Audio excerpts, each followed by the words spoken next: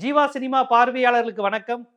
இன்றைய நேர்காணலில் இசை ஆர்வலர், திரை ஆர்வலர் மற்றும் சமூக அரசியல் பார்வையாளர் ஆலங்குடி வெள்ளச்சாமி அவர்கள். புலர் வணக்கம். வணக்கம்.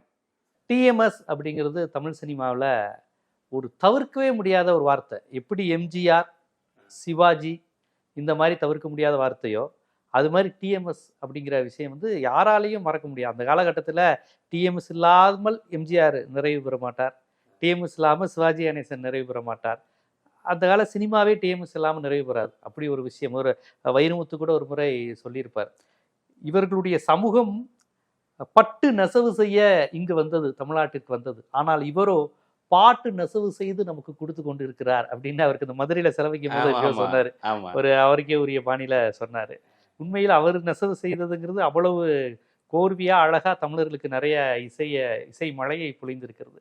டிஎம்எஸ் பற்றி உங்களுடைய முதற்கட்ட பார்வை என்ன? டிஎம்எஸ் தமிழ் சினிமாவில் முதல் ட்ரெண்ட் செட்டர் அப்படின்னு சொல்லலாம். ஏன் அப்படின்னா, நீங்கள் பாடல இசைக்கு ட்ரெண்ட் செட்டர் இருக்காங்க, நடிகர்களையே ட்ரெண்ட் செட்டர் இருப்பாங்க, ஆமாம் இயக்குநர்களே ட்ரெண்ட் செட்டர் இருப்பாங்க, காமெடியன்களையும் ட்ரெண்ட் செட்டர் இருப்பாங்க. பாடகர்களில் முதல் ட்ரெண்ட் செட்டர் அப்படின்னு சொன்னால் டிஎம்எஸ் சொல்லலாம். ஏன் அப்படின்னா, டிஎம்எஸ்க்கு முன்னாடி எல்லாம் அவங்களே சொந்தமாக பாடுவாங்க. பியு சின்னப்பா பாடுவார், அதே மாதிரி எம்கே தியாகராஜ பாகவதர் அவர் சொந்தமாக பாடுவார். அதுக்கு பிறகு அந்த காலகட்டங்களில் பின்னணி பாடகர் அப்படின்னு சொன்னால் திருச்சி லோகநாதனை சொல்ல முடியும். திருச்சி லோகநாதன் எல்லாருக்கும் பாடிக்கிட்டு இருந்தார். ஆனால் அந்த முதல் ட்ரெண்ட் செட்டர், அப்போ இவர் பாடினா யாருக்குப்பா பாடுவார் அப்படிங்கிற நமக்கான ஒரு தேடல் இருக்கு இல்லையா, அதை முதல்ல நிறைவு செஞ்சவர் டிஎம் சௌந்தரராஜன் அப்படின்னு தான் சொல்ல முடியும். இன்னும் சொல்ல போனால் துல்லியமாக தமிழை உச்சரித்ததில் டிஎம் சௌந்தரராஜனுக்கு ஒரு பெரிய பங்கு உண்டு. எப்படி சிவாஜிக்கு அந்த வசனத்தை உச்சரித்ததில் பெரிய பங்கு உண்டோ, அதே மாதிரி துல்லியமாக தமிழை உச்சரித்ததில் டிஎம் சௌந்தரராஜனுக்கு ஒரு பங்கு உண்டு. ஏன் அதை சொல்கிறேன் அப்படின்னா, நீ இதுக்கு முன்னாடியெல்லாம் கவனித்து பார்த்தீங்கன்னா, இந்த நம்ம சங்கம் அப்படின்னா நம்ம சங்கம்னு சொல்லுவோம். ஆமா, பழைய படங்கள்ல சங்கம் அப்படிம்பாங்க. சுவாமி, ஆமா, நம்ம சாமின்னு சொல்லிட்டு போயிடுவோம், அவங்க சுவாமி அப்படிம்பாங்க. ஆனா அவர் ரொம்ப யோசிக்கலாம் மாட்டார். ரொம்ப தெளிவா என்ன தமிழோ அந்த தமிழை ரொம்ப அழகா உச்சரிப்பாரு. அதனால என்ன கேட்டா, டிஎம்எஸ் எப்படி சிவாஜியுடைய வசனங்களை நீங்க கேட்டு நீங்க தமிழ் கத்துக்கலாமோ, அதே மாதிரி டிஎம்எஸ் உடைய பாடல்களை நீங்க கேட்கும்போது தமிழ் கத்துக்கலாம். அவ்வளவு ஒரு அழகான தமிழ் குரல் டிஎம் சௌந்தரராஜனுடைய குரல். அவ்வளோ ஒரு இன்னும் சொல்ல போனா, ஆரம்பத்தில் அவருடைய தேடல் அப்படிங்கிறது, அவர் தியாகராஜ பாகவதரை பார்த்து தான் பாடணும் அப்படின்ட்டு வர்றார். அப்படி வந்தால் நீங்கள் எடுத்த உடனேலாம் வரல. அவர் மதுரையிலேருந்து வர்றாரு. இன்னும் சொல்ல போனால் ஒரு இசை குடும்பம், இசை கற்றுக்கிட்டு தான் வர்றாரு. கற்றுக்கிட்டா கூட சினிமா அப்படி அவ்வளோ சீக்கிரம் யாரையும் ஏற்றுக்கிடுச்சுன்னா அவ்வளோ சீக்கிரம் நிராகரிச்சிடாது. ஏறத்தாழ ஒரு 30 ஆண்டுகள் கொடி கட்டி பறந்தவர் அப்படின்னு சொல்லலாம் டிஎம் சௌந்தரராஜன். ஏன்னா இன்னொரு முக்கிய காரணம் என்ன அப்படின்னா, சொல்லுவாங்கல்ல, கொட்டுப்பட்டாலும் மோதிர வடல கொட்டுப்படணும் அப்படின்னு. 2 மிகப்பெரிய கலைஞர்களுக்கு ஆனால் உச்சத்துல இருந்து 2 நடிகர்கள் அவர் தான் பாடினார். இது எங்கேயுமே நடக்காது. எம்ஜிஆர் சிவாஜி 2 பேரும். ஆமா, எம்ஜிஆர் சிவாஜி 2 பேருக்கும் அவர் தான் பாடினார். ஏன் அப்படி இருக்காதா? இல்லை, அப்படி இருக்கிறதுங்கிறது என்னன்னா, இப்படி யோசிச்சு பாருங்களேன், இவர் ரசிகர்கள் வேற, எம்ஜிஆர் ரசிகர்கள் வேற, சிவாஜி ரசிகர்கள் வேற. 2 பேருமே சினிமாவில் பாடினது கிடையாது. நடிப்பு தான் அப்படிங்கிற இடத்துக்கு வந்துருச்சு. ஆனா டிஎம்எஸ் எம்ஜிஆர் தான் பாடுறது இல்லைன்னு நீ பல பேர் நம்பிக்கிட்டு இருந்தாங்க. எம்ஜிஆர் தான் பாடிக்கிட்டு இருக்காரு சொன்ன அவருடைய கருத்து. இப்பவும் ஒரு சில ஆளுகளுக்கு அடிக்க வந்துடும், எம்ஜிஆர் பாட்டு இல்லைங்கிறியா நீ அப்படின்றாங்க. டிஎம்எஸ் வாலி நீங்க பாட்டுக்க இல்லப்பா, பட்டுக்கோட்டையார் பாட்டுன்னு சொல்ற, டிஎம்எஸ் பாட்டுங்கிற, எம்ஜிஆர் தான் ஏன் பாடினாரு. வரும் நாளை மனிதன் உலகை ஆள போகிறார், எம்ஜிஆர் எழுதியிருக்காரு பாரு, அவரை சொல்றாரு அப்படிம்பாங்க. அப்போ நீங்க அந்த 2 ஏன்னா சோகமா பாடிட்ட, அப்பா அது சிவாஜி பாட்டுப்பா, டிஎம்எஸ் தான் பாடியிருப்பாரு.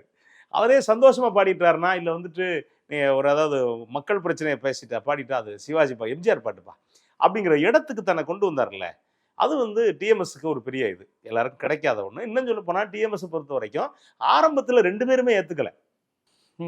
எம்ஜிஆர் சிவாஜி ஆரம்பத்தில் எம்ஜிஆருக்கு டிஎம்எஸ் பாடலை, சிவாஜிக்கும் பாடலை. ஆரம்பத்தில் எம்ஜிஆருக்கு பாடினது சீர்காழி கோவிந்தராஜன் தான். ஆரம்ப கட்ட படங்கள்லாம் கவனிச்சு பார்த்தீங்கன்னா சீர்காழி கோவிந்தராஜன் தான் பாடியிருப்பாரு. சிவாஜிக்கே பொருத்தாத திருச்சி லோகநாதன் பாடிக்கிட்டு இருந்திருப்பார். ஆனா ஒரு காலகட்டத்துக்கு மேலதான், மிகப்பெரிய போராட்டத்துக்கு பிறகுதான் 60க்கு பிறகுதான் வராரோ, இல்ல 50களில் வந்துட்டாரு. 53 54 அந்த டைம்ல, அதாவது தூக்கி அதுக்கு முன்னாடி 1-2 பாடல் பண்ணியிருக்காரு. தூக்கி படத்துக்கு தான் முதலா பாட போறாரு. அப்ப சிவாஜி ஒத்துக்கல, வேணாங்கிறார். எனக்கு சிஎஸ் ஜெயராம பண்ணா போதும் அப்படிங்கிறதுக்கு தான் சிவாஜி வர்றாரு. அவங்க ரொம்ப நெருக்கமா இருக்காரோ, அவங்களுக்குலாம் நெருக்கம் சிவாஜி. இல்ல. ஆனா என்ன அப்படின்னா, அந்த நெருக்கம்னா ஒரு கலைஞர் மச்சுன்னு அது வேற. ஆனா இந்த குரல் தான் நமக்கு பொருந்தி போயிருங்கிற ஒரு நினைப்பு இருக்குல்ல. ஒரு சட்டை தான் போட்டுக்கிட்டே இருப்போம். ஒரே மாதிரி. வேற கலர் சட்டைனா வேணாம்னு சொல்லுவோம் இல்லையா? இப்ப அந்த மாதிரி சிவாஜிக்கு அதுல ஒரு சின்ன இது இருக்கு. நமக்கு சி.எஸ். ஜெயராமன் குரல் தான் பொருந்தும் அப்படிங்கிற கணக்கு இருக்கு. இது யாரு உடைக்கிறது அப்படின்னா, மருதகாசி தான் உடைக்கிறாரு. மருதகாசி தான் தூக்கு தூக்கி விடுறதுக்கு பாட்டு எழுதுறாரு. அப்ப எழுதுறப்ப அவர் தான் சொல்றாரு, "நீங்க ஒரு பாட்டு மட்டும் அவர பாட சொல்லி பாருங்களேன். புடிச்சிருச்சுன்னா உங்கள வச்சுக்கங்களேன்" அப்படிங்கிறாரு. ஒரே ஆளு 2 பேர ஃபீல்ட் அவுட் பண்ணது இங்க தான். அப்ப என்ன அப்படின்னா, முதல் பாட்டு பாடுறாரு. முதல் பாட்டு பாடுறப்ப, அப்ப சிவாஜிக்கு புடிச்சு போன பிறகு, "சரி எல்லா பாட்டுமே நீங்களே பாடுங்களேன்" அப்படின்றாங்க. ஒரு பாட்டு பாட போனவர் தான். அதுக்கு பிறகு நீங்க பார்த்தீங்கன்னா, தூக்கில அத்தன பாட்டும் பயங்கர ஹிட். இன்னைக்கு கூட நீங்க கேட்டீங்கன்னா, "கண் வழி புகுந்து கருத்தினில் கலந்த மின்னொளியே ஏன் மௌனம்? வேறெதிலே உந்தன் கவனம், வேறெதிலே உந்தன் கவனம்" அப்படின்னு ஒரு பாட்டு வரும். இந்த பாட்டு அதே மாதிரி அதுக்குள்ள நிறையா அந்த கிண்டல் பண்ற பாட்டு, எல்லா பாட்டுமே அத்தனையும் பாடிட்டாரு.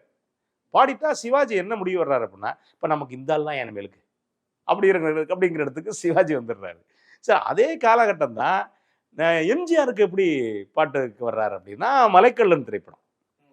எம்ஜிஆருக்கு என்னன்னு சொல்ல போனா, ஒரு கொள்கை பாட்டா ஒண்ணு இருக்கணும் அப்படிங்கிற முடிவுக்கு எம்ஜிஆர் அங்கதான் பண்றாரு. மலைக்கள்ளன் திரைப்படத்துல எம்ஜிஆர் ஒரு குதிரையை புடிச்சுக்கிட்டு வருவாரு. ஆமா. ஆமா. அதுல பானுமதி உட்கார்ந்துட்டு வருவாங்க. வரும்போது எத்தனை காலம் தான் எத்தனை ஏமாற்றுவார் காலம் ஆமா. தான்.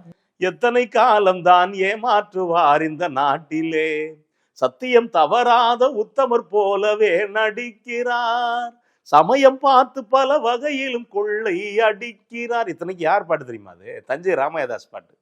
தஞ்சை ராமையாதாஸை கிண்டல் பண்ணுவாங்க. அவர் அப்படி பாடுவார், எப்படி வேணாலும் எழுதுவார் அப்படின்னு. ரொம்ப அழகான பாட்டு. இன்னும் சொல்ல போனா, இந்த பாட்டு ஆரம்பத்தில் எழுதுனது கோவை ஐயாமுத்து. ஐயாமுத்து பாட்டை எழுதி இந்த பாட்டை இயக்குனருக்கும் அவருக்கு சின்ன லடாய் வந்துருது. முடியாதுன்னு சொன்ன பிறகு மறுபடியும் இவர் எழுதுறாரு. தஞ்சை ராமையாதாஸ் எழுதுறாரு இந்த பாட்டை. எம்ஜிஆருக்கு இந்த பாட்டு வேணும்னு சொல்லிட்டு. அதுக்கு பிறகு எம்ஜிஆர் என்னன்னா, எம்ஜிஆருக்கு ஒரு ட்ரெண்ட் செட்டிங் வருது. எம்ஜிஆர் படமாப்பா, ஒரு மக்களுக்கு புத்தி சொல்ற ஒரு பாட்டு இருக்கும். இன்னும் குதிரையில வந்தா சிறப்பு. எம்ஜிஆர் குதிரையிலேயே குதிரை வண்டி ஓட்டிக்கிட்டோ வந்தா சிறப்பு அப்படிங்கிற இடத்துக்கு கொண்டு வருது. அப்பத்தான் என்ன முடிவாகுது அப்படின்னா, சீர்காழி ஒரு பக்கம் தள்ளப்படுறாரு. அதுக்கு பிறகு சீர்காழி கதாநாயகன்களுக்கு பாடவே இல்லை. ஒருவேளை பாடியிருந்தா ரொம்ப 1-2 பாடல்கள் இருக்கும். முத்துராமனுக்கு 1-2 பாட்டு பாடியிருப்பாரு. அந்த மாதிரி தான் இருக்குமே தவிர, கதாநாயகனுக்கான பாடல் இல்லாம ஒரு தத்துவ பாட்டு இல்ல பக்தி பாட்டுங்கிற இடத்துக்கு சீர்காழி ஒரு பக்கம் தள்ளப்படுறாரு. இன்னொரு பக்கம் ஃபீல்டை விட்டு ஏறத்தாழ போயிட்டாரு சி.எஸ். ஜெயராமன். ஒரு ஆள் 2 பேரை ஃபீல்டை விட்டு இது பண்ணவர் டி.எம். சௌந்தரராஜன். அப்படிப்பட்டவர். இன்னும் சொல்ல போனா குமுதம் நினைக்கிறேன், சின்னஞ்சிறிய வண்ணப்பறவை அப்படிங்கிற ஒரு பாட்டு நம்ம கேட்டிருப்போம். சின்னஞ்சிறிய வண்ணப்பறவை என்னத்தை சொல்லுதம்மா, அது இன்னிசையோடு தனை மறந்து சொன்னதை சொல்லுதம்மா, சின்னஞ்சிறிய வண்ணப்பறவை என்னத்தை சொல்லுதம்மா அப்படின்னு பாட்டு நம்ம கேட்கறது. டி.எம். சௌந்தரராஜனும் எஸ் ஜானகியும் பாடியிருப்பாங்க. ரொம்ப வித்தியாசமான பாட்டு. இப்ப கேட்டாலும் நமக்கு ரொம்ப பிடிக்கக்கூடிய பாட்டு. இந்த பாட்டை முதல்ல யாரை வச்சு பதிவு பண்றாங்க அப்படின்னா, சீர்காழி கோவிந்தராஜனை வச்சு பதிவு பண்றாங்க. பாட்டு பதிவு பண்ணி சிவாஜிக்கு போட்டு காட்டுறாங்க. சிவாஜி மேக்சிமம் எதுலையுமே தலையிட மாட்டாரு. ஆனா இதை பார்த்த உடனே சிவாஜி வேணான்றாரு. டிஎம்எஸ் பாட்டு. ஆமா, இல்ல இது முதல்ல சீர்காழி தான் பாடுறாரு. சீர்காழி பாடுறத வேணான்றாரு. ஏன் அப்படின்னா, எந்த சீர்காழி முதல்ல எந்த டிஎம்எஸ் வேணான்னு எந்த சிவாஜி சொன்னாரோ, அதே சிவாஜி தான் சீர்காழி வேண்டாம், எனக்கு டிஎம்எஸ் தான் வேணும் அப்படிங்கிறாரு. அதுக்கு என்ன காரணம் அப்படின்னா, பதறிக்கிட்டு யாருப்பா புது ஆள்லாம் வேணான்னு சொன்னவரு, ஆமா அடுத்து இவர் தான் வேணும்னு அடம்பிடிக்கிறார் தான் வேணும்ன்றாரு. அது காரணம் என்னன்னா, அந்த குரல் எனக்கு பெரிய வித்தியாசம் இல்லை. அப்ப அந்த குரல் இருந்தா தான் எனக்கு சரியா இருக்கு அப்படின்னு. ஆனா கேவி மகாதேவன் ஏன் சீர்காழியை வச்சு இந்த பாட்டை பதிவு பண்றாரு அப்படின்னா, நுணுக்கங்கள் நிறைய இருக்கும். கர்நாடக சங்கீத நுணுக்கங்கள் நிறைய இருக்கும். அப்ப சீர்காழி தான் சரியா இருக்கும் அப்படின்னு கேவி மகாதேவனுடைய எண்ணம். ஆனா இவர் என்னன்னா, ஏன் குரலுக்கு அந்த குரல் தான்ப்பா சரியா இருக்கும் அப்படிங்கிறாரு. இப்ப அதுக்கு பிறகு வேற வழியே இல்லாம டிஎம்எஸ் தான் வச்சு பாடுறாங்க, வச்சு பாட வைக்கிறாங்க. டிஎம்எஸ் அந்த மாதிரி பாடலை அப்படிங்கிற அந்த இது உண்டு. ஏன்னா ஒவ்வொருத்தர் குரலுக்கு ஒவ்வொருத்தர் கணக்குக்கு ஒரு மாதிரி இருக்கும் இல்லையா? அதை கூட பின்னாடி என்ன சொன்னாங்க அப்படின்னா, மறைமுகமா சீர்காழி கோவிந்தராஜன் இப்போ அடுத்தாள் எச்எல் சாப்பிடக்கூடாதுப்பா அப்படின்னு சொன்னாருங்கிற ஒரு கருத்து உண்டு. அது எந்த அளவுக்கு உண்மை அப்படின்னு தெரியல. இந்த மாதிரி தவிர்க்க முடியாத இடத்துலையும் டி.எம். சௌந்தரராஜன் இருந்த காலகட்டம் அப்படிங்கிறது உண்டு. அந்த அளவுக்கு தவிர்க்க முடியாம இருந்தார். அது சிவாஜி மாதிரியே முகபாவனையோட பாடுவாருங்கிற மாதிரிலாம் சொல்லுவாங்க. சிவாஜியாவே இவரே மாறுவாருங்கிற மாதிரிலாம் ஒரு கமெண்ட் சொல்லுவாங்க, கேள்விப்பட்டிருக்கேன்.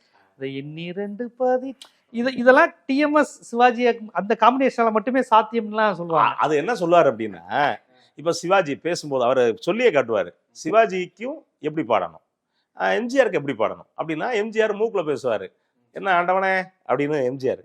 சிவாஜி எப்படி அப்படின்னா, என்ன சௌந்தரராஜா எப்படி இருக்க அப்படின்பாரா. அப்ப இவரு நீங்க வயிற்றுல இருந்து அடி வயிற்றுல இருந்து சிவாஜிக்கு வரணும். சிவாஜி, எம்ஜிஆர் மூக்குல இருந்து பேசுவாரு. அப்ப எம்ஜிஆர் கொஞ்சம் எளிமையா இருக்கும் ஆமா பாடுறது. ஆமா. அதனால என்னன்னா, இவர் 2 பேருக்கும் ஒரு ஸ்கெட்சை போட்டுக்கிட்டாரு. இப்ப சிவாஜின்னு வச்சுக்கங்களேன், என் 2 16 வயது அவள் கண்ணிரண்டில் ஆடுதம்மா காதல் கொண்ட மனது அப்படின்னா, இப்ப இங்க இருந்து இப்ப எம்ஜிஆர்னு வச்சுங்களேன், மூக்குல இருந்து நான் ஆணையிட்டா, ஆமா இங்கதான், இதுக்கு கீழே எங்கவே எங்காது, அது நடந்து விட்டா. ரெண்டுமே டிஎம்எஸ் தான். ரெண்டுமே டிஎம்எஸ் தான். இன்னும் சிவாஜிக்கு போயிட்டு என் 2 16 வயது அப்படின்னா அது சிவாஜிக்கு ஒத்து வராது. அப்ப சிவாஜிக்கு இந்த ஏரியா ஃப்ரீயா விட்டுட்டு இங்க இருந்து என் 2 16 வயது அப்படிங்கல, அப்ப இவரே ஒரு அவங்க எப்படி பண்ணாங்களோ பண்ணலையோ 2 பேருக்கு இவர் ஒரு கோட்பாடை வகுத்துக்கிட்டார். அதனாலதான் 2 பேரும் எனக்கு டிஎம்எஸ் பாடணும், எனக்கு டிஎம்எஸ் பாடணும். அவங்க 2 பேரும் ரசிகர்களுக்குள்ள ஒரு பெரிய மோதல் இருந்தா கூட 2 பேர் தான் பாடணுங்கிற உரிமை அவங்களுக்குள்ள இருந்தது யதார்த்தம். இன்னும் சொல்ல போனா எனக்கு தெரிஞ்சு தமிழ் சினிமாவுக்குள்ள குரல் மாத்தி பாடுற அந்த கலையை சினிமாவுக்குள்ள அதிகமா பண்ணது ஆரம்ப காலத்துல டிஎம் சௌந்தரராஜன். அப்படி ஒரு ட்ரெண்டை உருவாக்குனதே அவர் தான். ஆமா, நீங்க இதுவே என்னங்க, நீங்க எம்ஜிஆருக்கு ஒரு மாதிரி, சிவாஜிக்கு ஒரு மாதிரி, இதே நீங்க நாகேஷ்கெல்லாம் பாடிருப்பாரு பாருங்களேன், மெட்ராஸ் நல்ல மெட்ராஸ் அப்படிம்பாரு, அதுக்கு வேற மாதிரி பாடிருப்பாரு. எம்ஜிஆர் மாதிரி இருக்க கூடாது, சிவாஜி மாதிரி இருக்க கூடாது. நாகேஷ்ங்கிறப்ப அது வேற மாதிரி, அது வேற மாதிரி, கொஞ்சம் கத்துற மாதிரி. ஆமா, மெதுவா போறவங்க யாரும் இல்லே அப்படிம்பாரு. அவர் பாணியில தான் பாடுவாரு. ஆனா இன்னொரு பாணிய வச்சிருப்பாரு. எனக்கு பெரிய ஆச்சரியம் என்ன அப்படின்னா, எம்.ஆர். ராதா குரல்ல பாடினது.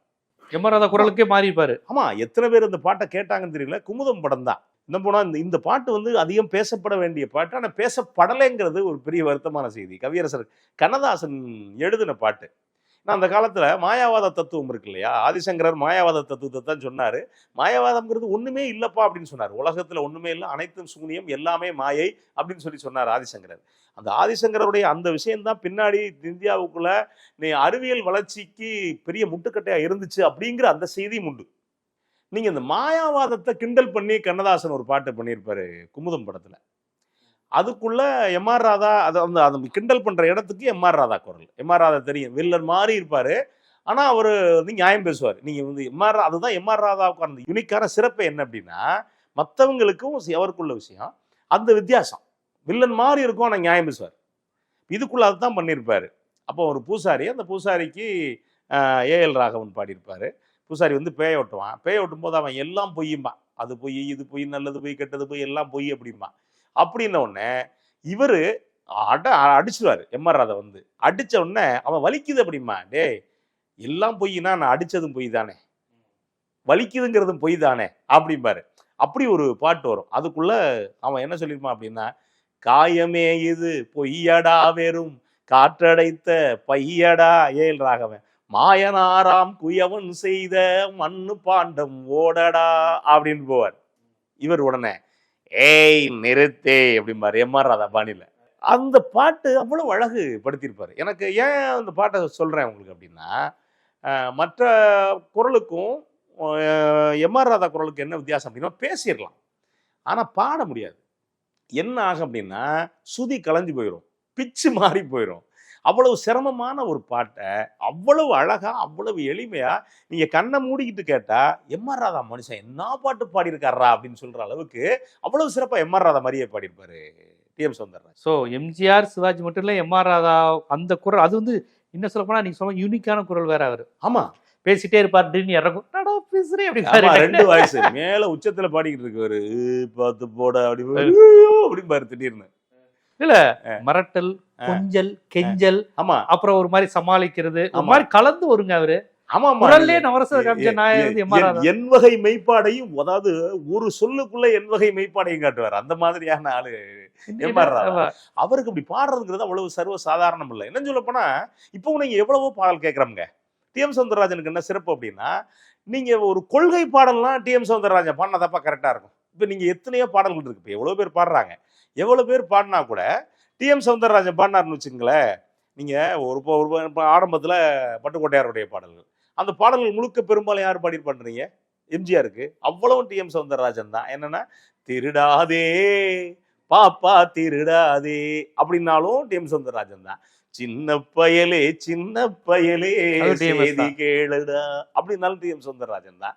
சரி, அதை தான் விட்டா அப்படின்னா பிற்காலத்துல பட்டுக்கோட்டையாருக்கு பிறகு கண்ணதாசன் எழுதின காலங்கள்லையும் கடவுள் ஏன் கல்லானான் மனம் கல்லாய் போன மனிதர்களாலே அப்படின்னு எம்ஜிஆருக்கு இந்த பக்கம் வர்றப்ப, இன்னொரு பக்கம் சிவாஜிக்கு தத்துவ பாடல்கள் இருந்துச்சு பார்த்தீங்களா? தத்துவ பாடல்களுக்குள்ளேயும் வந்து அதே டி.எம். சௌந்தரராஜன் தான். இந்த ரெண்டுக்கும் நீங்க கவனிச்சு பார்த்தீங்கன்னா மற்ற யாருக்கும் கிடைக்காத ஒரு அரிய வாய்ப்பு டி.எம். சௌந்தரராஜன் கிடைச்சது. நீங்க யாருக்கு அதிக மார்க் கொடுங்க? எம்ஜிஆர் டிஎம்எஸ், சிவாஜி டிஎம்எஸ், யாரு ரொம்ப அப்படியே பொருந்தும்னு நினைக்கிறீங்க? ரொம்ப சிறப்பா இருக்கிறது இல்ல, கரெக்டா பொருந்துறதுன்னா என்னை பொறுத்த வரைக்கும் சிவாஜிக்கு தான் பொருந்தும். சிவாஜிக்கு தான். ஆமா, சிவாஜிக்கு தான் பொருந்தும். ஏன் அப்படின்னா எம்ஜிஆருடைய குரல் மென்மையான குரல், சிவாஜியுடைய குரல் சரி, அவருடைய பேர் அவர் குண்டு போறதுக்கு முன்னாடியே மென்மையான குரல் தான். ஆமா, எப்பவுமே மென்மையான குரல் தான் எம்ஜிஆருடைய குரல். படகோட்டி ஆமா, எல்லாம் அவர் குரலே மென்மையான குரல் தான், ஆளும் மென்மையான ஆள் தான். நான் சிவாஜி என்ன அப்படின்னா, அவர் சின்ன வயசுலேயே தொண்டை உடைஞ்சு அவர் பேசும்போதே யதார்த்தமா அப்படிதான் பேசுவார். கணீர் கம்பீரம் அதுதான் ஈர்த்தது. அதனால டி.எம். சௌந்தரராஜனுக்கு பார்த்தீங்க அப்படின்னா அச்சு அசலா 100% கரெக்டா இருக்கு அப்படின்னா சிவாஜியுடைய குரல் தான். இன்னும் சொல்ல போனா சினிமாவில் என்ன சொல்லுவாங்க அப்படின்னா, ஒரு முழுமையான ஆண் குரல் அப்படின்னா டி.எம். சௌந்தரராஜன் தான் அப்படிம்பாங்க. ஆமா, ஒரு முழுமையான ஆண் குரல் அப்படின்னா இன்னும் இன்னும் இன்னும் கிண்டலும் பண்ணுவாங்க. என்னையா ஒரு சில நண்பர்கள் இருக்காங்க, அவங்க சொல்லுவாங்க, டி.எம். சௌந்தரராஜன் காதல் பாட்டு பாடினா நமக்கு பிடிக்க மாட்டேங்குதுப்பா, ஏன் அப்படிம்பாங்க. ஒரு 50 வயசுக்காரன் காதலிக்கிற மாதிரியே இருக்கே அப்படிம்பாங்க. குரல் ஒரு கரகரன் இருக்குமோ? இல்ல, அந்த கணீர்னு இருக்குல்ல, அந்த கணீர்னு இருக்கிறப்ப என்ன அப்படின்னா அது ஒரு சில பேர் மூடு அப்படி இருக்குப்பா, அந்த இடத்துக்கு வந்து சேருவாங்க. அப்படியான ஒரு கருத்து உண்டு. ஆனா எது எப்படி இருந்தாலும் ஒரு மனுஷன் எம்ஜிஆருக்கு காதல் பாடலும் இப்ப பாடி இருக்காருல்ல, எம்ஜிஆருக்கு ரொமான்ஸ் தான் எங்க எல்லாருக்குமே பாடியிருக்காரு. அதான் சொல்றேன். இல்ல ரொமான்ஸ் இல்ல எம்ஜிஆருக்கு, நீங்க எம்ஜிஆருக்கு பெரும்பாலான காதல் பாடல் அவர் தானே பண்ணார். அதான் ஆமா ஆமா, பெரும்பாலான எம்ஜிஆரோட காதல் பாடல்களும் அவருடைய புரட்சிகர பாடலுக்கு இணையா ஃபேமஸ். ஆமா, அவர் வெறுமனே தத்துவம் பேசி மட்டும் மக்கள் மனதில் இடம் பிடிக்கல. ஆமா, சரோஜா தேவியா இருக்கட்டும், லதாவா இருக்கட்டும், ஜெயலலிதாவா இருக்கட்டும், அந்த லவ் சாங்குக்கு அவ்வளவு பெரிய கெமிஸ்ட்ரியை மக்கள். நீங்க என்ன இல்ல, ஆடலுடன் பாடலை கேட்டு ரசிப்பதிலே தான் சுகம் சுகம் சுகம். இவனுக்கு அப்படி பார்த்துக்கிட்டு இருப்பான். நீங்க அந்த மாதிரி எம்ஜிஆர் பாடல்களையும் நம்ம ஆளு ரசிக்க தான் செஞ்சிருப்பான். எம்ஜிஆருக்கு பெரும்பாலான காதல் பாடல் இவர் தான் பாடியிருப்பார். அதே மாதிரி சிவாஜிக்கும் பெரும்பாலான காதல் பாடல்கள் இவர் தான் பாடியிருப்பார். எந்த பாட்டை எடுத்துக்கிட்டா சோக பாடலும். ஆமா, எம்ஜிஆருக்கு சிவாஜிக்கும் சோக பாடலும். எம்ஜிஆருக்கு சோகம் அவ்வளவு பெருசா இருக்குல்ல, பல்லாக்கு வாங்க போனேன் ஊர்வலம் போக, அப்படி 1 2 இருக்கு. எம்ஜிஆர் பாட்டுல சோக பாட்டு அவ்வளவு சீக்கிரம் மனசு ஏத்துக்காது. நமக்கு ஏத்துக்காது. நமக்கே பாப்போம், இது சிவாஜி பாட்டுல பாப்போம். எம்ஜிஆர் சோகமா நடிச்சா கூட சிவாஜி மாதிரி இருக்கு அப்படின்றாங்க. இல்ல, உண்மை என்ன தெரியுமா, அவருக்கு சோகமும் நடிக்க தெரியாது. நீங்க அழுக சொன்னா எம்ஜிஆர் நீங்க எல்லாம் கவனிச்சு பாருங்களேன், கண்ணீர் விட்டு அழுது ஒரு படம் நீங்க பாத்துருக்கீங்களா? அம்மா அப்படின்ட்டு போய் தூண்ல கை. ஆனா ஒரு படம் பாத்திருக்கீங்க, நம்ம பிளாக் அண்ட் ஒயிட் படங்க, தாயை காத்த தன்னை அந்த மாடலா அடக்குவார்ல, அந்த படத்துல சுடுகாட்டு சாம்பல் எடுத்துட்டு அப்பா அப்பா செத்துட்டீங்களேப்பான்னு அழுகுற மாதிரி ஒரு சீன் இருக்கு. அப்படியா? 53 54 தேவர் பிலிம்ஸ் படம். ஆமா ஆமா ஆமா, அதுல எனக்கு எம்ஜிஆர் இப்படி விழுந்து விழுந்து அழுதுதா அந்த படத்துல இருக்கு, ஒரு காட்சி இருக்கு. படம் பார்த்தவங்களுக்கு தெரியும், கமெண்ட்ல போடுவாங்க நம்ம. ஆனா பெரும்பாலும் இப்படிதான். ஆமா ஆமா, அதே டிஎம்எஸ் தான் பின்னாடி எம்ஜிஆர் புறக்கணிச்ச அந்த செய்தியும் உண்டு. ஏன் எம்ஜிஆர் புறக்கணிச்சார் அப்படிங்கிறப்ப 2 வகையான கருத்து உண்டு. என்ன அப்படின்னா, இவர் கொஞ்சம் கூடுதலா பேசிட்டாரு அப்படிங்கிற ஒரு கணக்கு உண்டு. என்ன அப்படின்னா, என் பாட்டு தானப்பா அவங்களுக்காக ஓடுது, நான் பாடினா தானே அவங்களுக்கு செட் ஆகும் அப்படிங்கிற இடத்துல எம்ஜிஆர் புறக்கணிச்சாருன்னு இந்த ஆனா எம்ஜிஆர் எங்கேயும் சொல்லலை இதனாலதான் நான் புறக்கணிச்சேன் அப்படின்னு. எம்ஜிஆர் இன்னொன்னு என்ன அப்படின்னா, தன்னை இளமையா காட்டிக்கிறதுக்கு இன்னொன்னு ஒரு புது ட்ரெண்ட் தேவைப்படுது அப்படிங்கிறதுக்காக என்ன பண்ணுவாருன்னா, புது ஆளை அறிமுகப்படுத்துவாரு. ஆமா ஆமா, நீங்க ஆரம்பத்துல நடிகைகளே எடுத்துங்களேன், 58ல வந்து சரோஜா தேவியோட 70களில் நடிக்கல எம்ஜிஆர். 10 வருஷம். ஆமா, நீ வயசான நடிகன்ட்டாரு. ஆமா ஆமா 10 எம்ஜிஆரோட. வருஷம் தானே. 67ல அரச கட்டளை தான் கடைசி படம் நினைக்கிறேன். ஆமா அரச கட்டளை பிறகு 66 என்னமோ. ஆமா 10 வருஷம் தான். 10 வருஷம் கூட இல்ல, 8 9 வருஷம் தான். 65ல வந்த ஜெயலலிதாவோட 71க்கு அப்புறம் நடிக்கல. ஆமாங்க, அடிமை பெண்ணுல முதல் படம். அடிமை பெண்ணுல ஒரு 8 வருஷம் அவ்வளவுதான். ஆமா அடிமை பெண்ணுக்கு இவ சொந்த படம். சொந்த படத்துல நீங்க ஆரம்பத்துல அந்த இதெல்லாம் கம்மிங் சூன் போடுவாங்க தெரியுமா, ட்ரெய்லரு. முதல் ட்ரெய்லர்ல வந்து சரோஜாதேவி போட்டு தான் படம் பண்றாங்க, காட்டுறாங்க. அடுத்து பார்த்தா சரோஜாதேவி இல்ல. அப்ப தூக்கிட்டு ஜெயலலிதாவை போட்டு பண்றாரு. இன்னும் சொல்ல போனா பெரிய ஆச்சரியம், 70 72க்கு பிறகு ஜெயலலிதாவை கதாநாயகியை போட்டு எம்ஜிஆர் பண்ணல. ஆமா, பட்டிக்காட்டு பொண்ணு ஏதோ ஒரு படம் தான் ஆமா, கடைசி. அந்த படங்களுக்கு பிறகு பண்ணல. அவங்க ஏதோ குண்டாயிட்டாங்க ஆமா அப்படிங்கிற மாதிரி. ஆமா ஒன்றும் இல்ல, ரசிகர்களுக்கு ஒரு கதாநாயகி சலிச்சுட்டா அவர் மாத்திடுவார். அப்புறம் மஞ்சுளாவா லதாவா மஞ்சுளா, மாமா, அப்புறம் இவங்க இந்த ஸ்ரீதேவி தான் நடிக்கல. சிவாஜியோட நடிச்சிட்டாங்க. ஆமா சிவாஜியோட நடிச்சிட்டாங்க. அப்ப அதனால எம்ஜிஆர் சிஎம் ஆயிட்டாரு. அதனால ஸ்ரீதேவியோட. ஆமா 16 வயதுல வர்றதும் ஒரு சிஎம் வருஷம்லாம் ஒண்ணு 77 அந்த காலகட்டம். இல்லனா வந்து ஸ்ரீதேவி கூட நடிச்சிருப்பாரு. சின்ன பொண்ணா நடிச்ச மாமா நம் நாடுல மாமா மாமான்னு வரும். என்ன நான் சொல்றது கதாநாயகியா அதான் சொல்றேன். ஆனா அதே மாதிரிதான் இவருக்கு புதுக்குரல் தேவைப்படுது. அப்பதான் அவரு முழுசா யாரா வந்துன்னா பிபி சீனியர் சாருக்கு பண்ணிக்கிட்டது இல்ல. இவரு ஜெயச்சந்திரன் ஒரு 2 பாட்டு பாடியிருக்காரு. ஜெயச்சந்திரன் எம்ஜிஆருக்கு வந்திருக்காரு. ஆமா பண்ணியிருக்காரு. இவரு ஜெயசாஸ் பாடியிருக்காரு. எஸ்பிபி பாடியிருக்காரு. இது அவள் ஒரு நவரச நாடகம் யாரு? அவள் ஒரு நவரச நாடகம் எஸ்பிபி. ஆமா எஸ்பிபி. ஆனா எஸ்பிபி முதல்ல பாடினது யாருக்கு அப்படின்னா ஜெமினிக்கு பாடினது சாந்தி நிலையம். ஆமா சாந்தி நிலையம். அதுக்கடுத்து எம்ஜிஆருக்கு இந்த பாட்டு 1000 நிலவேவா. ஆனா எஸ்பிபிக்கு ஃபர்ஸ்ட் பாட்டு அதான் எல்லாரும் சொல்லுவாங்க. ஆமா சொல்லுவாங்க. அது என்னன்னா எம்ஜிஆர் படங்கிறதுனால வேற வழியில சொல்லித்தானே ஆகணும்.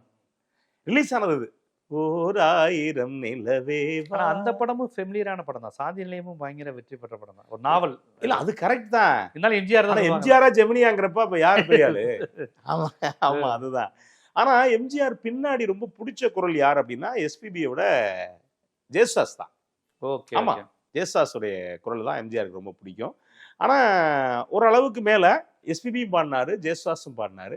டிஎம்எஸ்க்கு என்னன்னா டிஎம்எஸ் எப்படி வேணான்னு சொல்றாரு அப்படின்னா மதுரை மீட்டு சுந்தரமாண்டியன் எம்ஜிஆருடைய கடைசி படம்.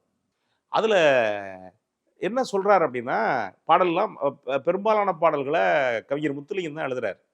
அவர் ஷூட்டு முழுக்க அதிகபட்சமாக மைசூர் அரண்மனையில் நடந்துகிட்டு இருக்கு. அப்போ என்ன சொல்றாரு அப்படின்னா பாட்டெல்லாம் காட்டி சரி இது எல்லாத்தையும் ஜேசாஸ் வச்சு பாட வைக்க சொன்னேன்னு சொல்லுன்றாரு எம்எஸ்வி கிட்ட.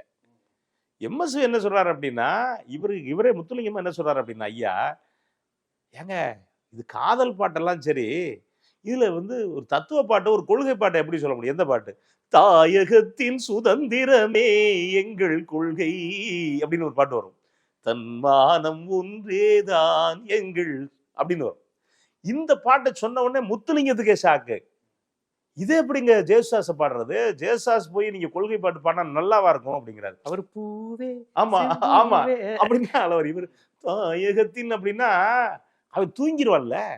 ஆனா எம்ஜிஆருக்கு என்னன்னா அந்த குரல் மேல ஈர்ப்பு, இத்தனைக்கும் எல்லாத்தையும் சரியா பிரிக்கிற எம்ஜிஆர் அப்படின்னு உடனே முத்துலிங்கம் மறுக்கிறார்.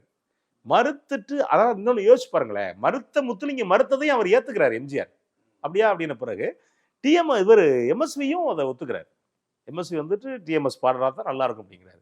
அப்போ நீங்க எங்க தவிர்க்க முடியாத ஆளா டிஎம்எஸ் மாறுறாரு அப்படின்னா நீங்க யாரை வேணாலும் வச்சுக்க, இந்த இடத்துல நான் தான். புரட்சிகர பாடல், தத்துவ பாடல், இதெல்லாம் டிஎம்எஸோட ரிஸ்க் எடுக்காதீங்க வேற யாரையும் போட்டு அப்படிங்கிற மாதிரி ரேஞ்சுக்கு வந்துட்டார். ஆமா நீங்க அது ஒரு சில பாடல் பாடியிருப்பாங்க, நீங்க யாரு பாடினாலும் நீங்க இவரே பாடியிருப்பாரு. பல்லாண்டு வாழ்க்கைன்னு நினைக்கிறேன். எந்த பாட்டு? திருக்குறள். அன்பிலார் எல்லாம் தமக்குரியர் அன்புடையார் என்பும் உரியர் பிறர்க்கு ஒன்றே குலம் என்று பாடுவோம் ஒருவனே தேவன் என்று போற்றுவோம்.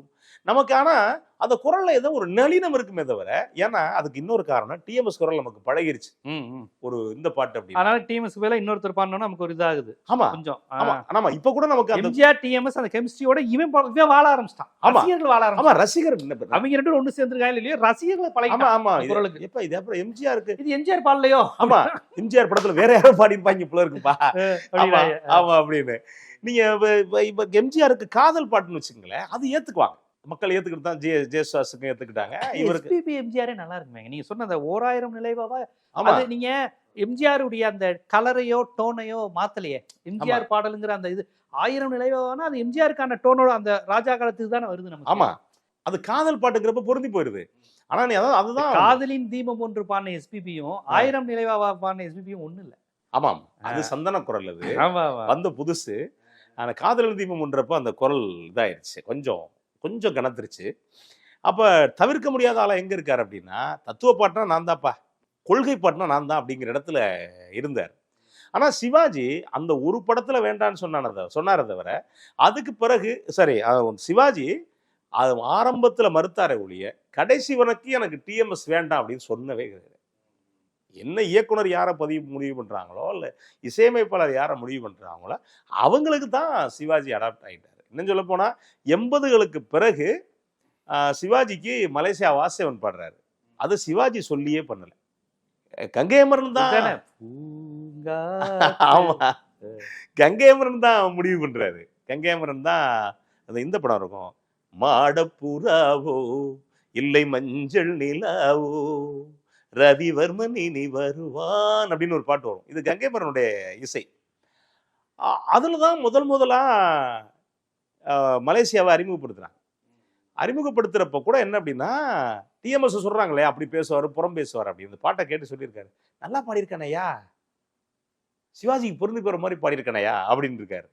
அப்போ கூட என்ன அப்படின்னா, அந்த சிவாஜி சொல்லல, அந்த மாதிரி தான் பண்ணியிருக்காரு. காதல், புரட்சி, தத்துவம், எம்.ஆர். ராதாவினுடைய அந்த குரல் எல்லாருக்கும் பண்ணக்கூடிய ஒரு அற்புதமான ஒரு குரலா ஒன்று வந்து டிஎம்எஸ். இன்னொரு விஷயம் நான் சொல்ல விட்டுட்டேன், அவர் நடிச்சிருக்காரு சாமி படத்துலையா? ஆமா 2 படங்கள்ல நடிச்சிருக்காரு. நந்தனாரில் நடிச்சிருக்காரு. அதே மாதிரி இவரை கொஞ்சம் அருணகிரிநாதரா வருவார். இன்னும் சொல்ல போனால் அவருடைய பாடல் ஈடுபாட்டுக்கு எனக்கு ஒரு பெரிய என்ன ஆச்சரியம் அப்படின்னா, அதை தான் நான் சொல்ல வந்தேன், அதை விட்டுட்டேன். பாடலுடைய ஈடுபாட்டுக்கு பெரிய ஆச்சரியம் என்ன அப்படின்னா, முத்தை தருபத்தி திருநகை பாட்டு இருக்குல்லையே அருணகிரிநாதரில், அந்த பணியை வந்து சந்தம், அந்த சந்தத்தை நீங்கள் அவ்வளோ சீக்கிரம் மனப்பாடம் பண்ண முடியாது, இன்னொன்று புரியாது. அப்போ என்ன அப்படின்னா, இந்த பாட்டை பாடணும்னு சொல்லிட்டாங்க. டிஆர் பாப்பா இசை இந்த படத்துக்கு. ஆமாம் பாடணும்னு சொல்லிட்டாங்க. பாடணும்னு சொல்லிட்டா பாடுறேன்ட்டார். ஆனால் 1 வாரம் டைம் கேட்குறாரு. எனக்கு 1 வாரம் டைம் வேணும் அப்படிங்கிறாரு. நீங்கள் எனக்கு என்ன அப்படின்னா, அது பக்தி அப்புறம்லாம் அதெல்லாம் விட்டுருங்க. ஆனால் ஒரு முருகன் பாட்டை பாடணும் அப்படின்னா 1 வாரம் வந்து சிறப்பாக விரதம் இருக்காரு. விரதம் இருந்தது மட்டும் இல்ல, இவரே முருக பக்தர் தானே. இவரே முருக பக்தர் தான். ஆனா இருந்தா கூட 1 வாரம் அந்த பாட்டை பாடணும்னு 1 வாரம் விரதம் இருக்காரு. இன்னும் சொல்ல போனா நேரா வாரியார்கிட்ட போயிட்டார். வாரியார் சாமிகள்கிட்ட போயிட்டு, நான் இந்த பாட்டை பாடணும், நான் எப்படி பாடணும், முதல்ல எனக்கு பொருள் சொல்லுங்க.